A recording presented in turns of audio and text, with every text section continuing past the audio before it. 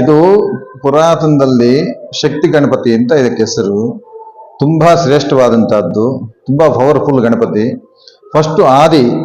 First Ganapati ಪೂಜೆ ಮಾಡಿದ ಮೇಲೆ ಏನಾದ್ರೂ ಆಗೋದು. ಇನ್ನ ಒಂದು ವಿಶೇಷ ಏನಪ್ಪಾ ಅಂತ ಹೇಳಿದ್ರೆ, ಅಲ್ಲಿ ಶಂಕರ ತೀರ್ಥದಲ್ಲಿ ಗೋಬರದ ಕಲಶ ಬಂದು ಬೆಳಿಗ್ಗೆ ಸೂರ್ಯ ಹುಟ್ಟಿದ ತಕ್ಷಣನೇ ಶಿಖರದ ಬೆರಳು ಇಲ್ಲಿ ಬೀಳುತ್ತೆ, ಗಣಪತಿ ಮೇಲೆ ಬೀಳುತ್ತೆ. ಅಷ್ಟೊಂದು ಮಹತ್ವ. ಆ ಶಿಖರದ ನೆರಳು ಬಂದು ಇಲ್ಲಿ ಬೀಳುತ್ತೆ. ಅದು ಯಾವ ದೇವಸ್ಥಾನ ಕೂಡ ಇಲ್ಲ, ಅದು ನನಗೆ ಗೊತ್ತಿಲ್ಲ. ಈ ದ್ವಾರಕಾ ಮುಳುಬಾಗಿಲು ಅಂತ ಶಿವಮೊಗ್ಗದಲ್ಲಿ ಮುಳುಬಾಗಿಲು ಅಂತ ಒಂದು ಮಠ ಇದೆ. ಅಲ್ಲಿ ಮುಳುಬಾಗಿಲು ಮಠ, ತೀರ್ಥಹಳ್ಳಿ ಮಠ ಅಂತ, ಅಲ್ಲಿ ಸ್ವಾಮಿಗಳು ಬಂದ್ರು, ಅಲ್ಲಿಗೂ ಬರ್ತಾ ಇದ್ರು ಅವರು ಬಂದು ನನಗೆ ಹೇಳಿದ ಅಷ್ಟೊತ್ತು ನನಗೆ ಹತ್ರ ನಾನು ಇವಾಗ 30 ವರ್ಷದಿಂದ ಅಲ್ಲಿ ಪೂಜೆ ಮಾಡ್ತಾ ಇದ್ದೀನಿ. ಅವ್ರು ಹೇಳಿದ ಮೇಲೆ ನನ್ಗೆ ಗೊತ್ತಾಯ್ತು ಏನಪ್ಪಾ ಅಂದ್ರೆ, ಆ ಈಶ್ವರನ ಗೋಪುರದ ಶಿಖರದ ನೆರಳು ಬಂದು ಈ ಗಣಪತಿ ಮೇಲೆ ಬೀಳುತ್ತೆ. ಅಷ್ಟೊಂದು ಮಹತ್ವ ಇರೋದು, ಯಾವ ದೇವಸ್ಥಾನದಲ್ಲೂ ಕೂಡ ಬೀಳೋದಿಲ್ಲ. ಅಷ್ಟೊಂದು ಮಹತ್ವ ಇರೋದು ಶಕ್ತಿ ಗಣಪತಿ ಅಂತ ಇದಕ್ಕೆ ಹೆಸರು. ಸಂಕಷ್ಟ ಚತುರ್ಥಿ ಆಗುತ್ತೆ, ತುಂಬಾ ವಿಶೇಷವಾಗಿ ಪೂಜೆ ಆಗುತ್ತೆ. ಮತ್ತೆ ಗಣಪತಿ ಹಬ್ಬದ ದಿವಸ ಫಸ್ಟ್ ಇಲ್ಲಿ ಬಂದು ಪೂಜೆ ಮಾಡಿಕೊಂಡು ಅಭಿಷೇಕ ಮಾಡ್ಕೊಂಡು ಹೋಗಿ ಅಲ್ಲಿ ಗಣಪತಿ ಇಟ್ಟು ಪೂಜೆ ಮಾಡಿದ್ರೆ ಯಾವ ತೊಂದರೆ ಇರಲ್ಲ. ಅಕಸ್ಮಾತ್ ಏನಾದ್ರೂ ಇಲ್ಲಿ ಪೂಜೆ ಮಾಡ್ತೀರಾ, ಅಲ್ಲೋಗಿ ಏನಾದ್ರೂ ಮಾಡಿದ್ರೆ ಯಾವುದೊಂದು ಅರಿಷ್ಟ ಆಗೋದು, ಯಾವುದೋ ತೊಂದರೆ ಆಗೋದು ಆಗ್ತಾ ಇರುತ್ತೆ. ತುಂಬಾ ವಿಶೇಷವಾಗಿ ಪೂಜೆಗಳು ನಡೀತಾ ಇರುತ್ತೆ. ಮೂಲ ಗಣಪತಿ ಅಂತ.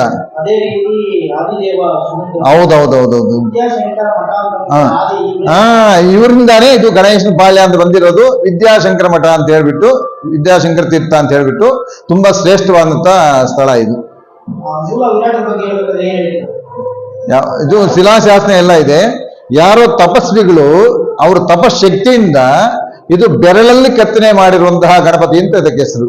ಅವರು ತಪಶಕ್ತಿಯಿಂದ ಮಾಡಿರೋ ಏನೋ ಅಕಸ್ಮಾತ್ ಒಂದು 10 ವರ್ಷ ಆಯ್ತು, ದೇವಸ್ಥಾನ ಎಲ್ಲ ಚಿತ್ರ ಆಗೋಗ್ತಿತ್ತು. ಅವಾಗ ಏನೋ ಸ್ವಲ್ಪ ರೆಡಿ ಮಾಡ್ಬೇಕು ಅಂತ ಹೇಳ್ಬಿಟ್ಟು ಎಲ್ಲ ರೆಡಿ ಮಾಡಕ್ ಬಂದ್ರು. ನಾನೇನ್ ಮಾಡಿದೆ, ಹೂವು ಹಾಕೋದಕ್ಕೆ ಸ್ವಲ್ಪ ತೊಂದರೆ ಆಗುತ್ತೆ, ಅದು ಸ್ವಲ್ಪ ಏನಾದ್ರು ಸ್ವಲ್ಪ ರೋಲ್ ಮಾಡಿಬಿಟ್ಟು ಡ್ರಿಲ್ಲಿಂಗ್ ಮಾಡಿಬಿಟ್ಟು ಒಂದು ಮಳೆ ಏನಾದ್ರು ಹೊಡೆದು ಹೂವು ಹಾಕೋಣ ಅಂತ ಹೇಳ್ಬಿಟ್ಟು ರೆಡಿ ಮಾಡಿದೆ. ಅವರು ಬಿಟ್ಟುಗಳು ಆ ಬಿಟ್ಟು ಬರುತ್ತಲ್ಲ, 3-4 ಮುರಿದೋಯ್ತು. ಅಷ್ಟೊಂದು ಮಹತ್ವ ಇರೋದು. ಏನು ಅದು ಸ್ವಲ್ಪ ರೆಡಿ ಮಾಡಿ ಕೂಡ ಆಗ್ಲಿಲ್ಲ ನಮ್ಮ ಕೈಯಲ್ಲಿ. ಅಷ್ಟೊಂದು ಹೌದೌದೌದು. ಪೀಠ ಇಲ್ಲ.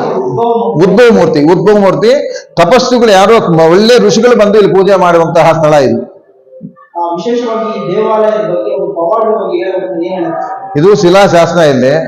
ಮುಂಚೆ ತುಂಬಾ ವೈದಿಕರೆಲ್ಲ ಬಂದು ಇಲ್ಲೇನೋ ನಿಧಿ ನಿಕ್ಷೇಪ ಇದೆ ಅಂತ ಹೇಳ್ಬಿಟ್ಟು ಏನೇನೋ ಮಾಡಕ್ ಹೋದ್ರು. ಇಲ್ಲಿ ಬಂದು ಏನಾದ್ರೂ ಮಾಡಕ್ ಹೋದ್ರೆ ಯಾವುದೋ ತೊಂದರೆ ಆಗ್ತಾ ಇತ್ತು. ಅವ್ರು ಬರೋದೇ ಬಿಟ್ಬಿಟ್ರು ಇಲ್ಲಿಗೆ. ಅಷ್ಟೊಂದು ಇದಾಗ್ತಾ ಇದೆ. ಮತ್ತೆ ಆ ಕಡೆ ನಾಗರಗಳಲ್ಲಿ, ಆ ಬೆಟ್ಟದಲ್ಲೇ ನಾಗರ ಸರ್ಪಾಕಾರದಲ್ಲಿ ನಾಗರ ಕೆಳಗಿರೋದು.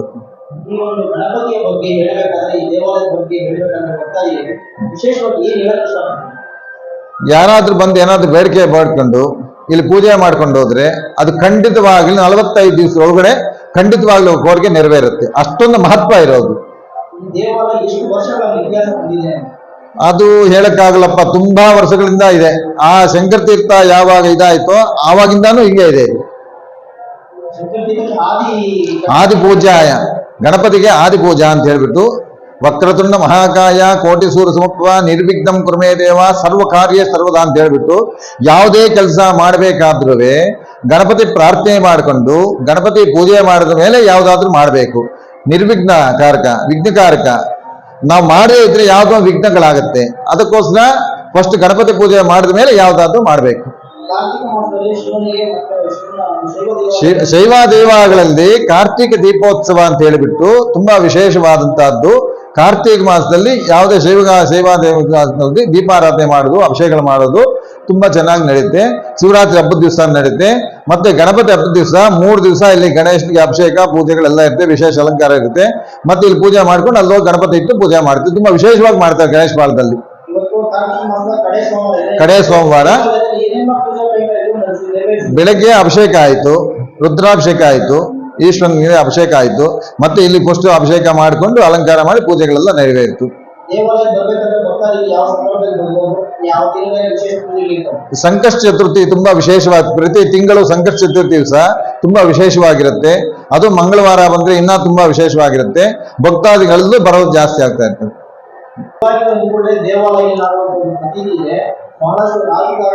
ಹೌದೌದು. ಇದು ಕೌನ್ಸಿಲರ್ ಗಣಪತಿ ಪೂಜೆಯಿಂದ ಶುರು ಮಾಡ್ತಾರೆ. ಹೌದೌದು. ಅದೇ ರೀತಿ ಬಹಳಷ್ಟು ಕುಟುಂಬದ ಗಣಪತಿ ದೇವಾಲಯ. ಹೌದೌದೌದು. ಈ ಒಂದು ದೇವಾಲಯದ ಬಗ್ಗೆ ಇಂತ ಈ ಏರಿಯಾ ಕೌನ್ಸಿಲರ್ ಯಾರಾದ್ರು ನಿಲ್ಬೇಕಾದ್ರೆ ಫಸ್ಟ್ ಇಲ್ಲಿ ಬಂದು ಪೂಜೆ ಮಾಡಿಕೊಂಡು ಅಭಿಷೇಕ ಮಾಡಿಸ್ಕೊಂಡು ಇಲ್ಲಿಂದ ಹೋದ್ರೆ ಖಂಡಿತವಾಗ್ಲೂ ಕೋರಿಕೆ ನೆರವೇರುತ್ತೆ, ಖಂಡಿತವಾಗ್ಲೂ ಇದಾಗುತ್ತೆ ನಮ್ಗೆ.